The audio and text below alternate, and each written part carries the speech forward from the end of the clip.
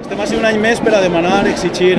a la ciutadania que desperte, que se posi en marxa, que mos recolze, perquè és necessari una força política valenciana, com es decideix, que lluite per els nostres interessos, els dels valencians, que està ja més de 40 anys sent atacats per les polítiques centralistes i d'altres territoris. I és necessari juntar-nos per a evitar que continuï expoliant-nos. Tenim que exigir el que és nostre, tenim que exigir les nostres polítiques valencianes, complir una agenda valenciana que ens doni prosperitat i que ens faci impulsar pensant en el futur dels nostres fills i en el nostre present.